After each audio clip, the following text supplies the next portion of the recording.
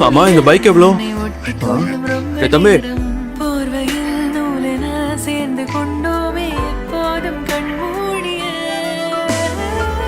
பிரம்மனான பொம்மலாட்ட பூமி மீது இந்த சீன் பார்க்கவே ரொம்ப காமெடியா இருக்குல்ல? அந்த அளவுக்கு இல்ல, நல்லதா இருக்கு.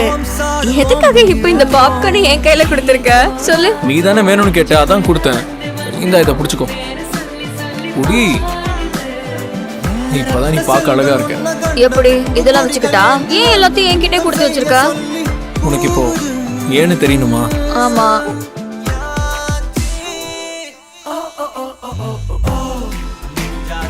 இதுக்காக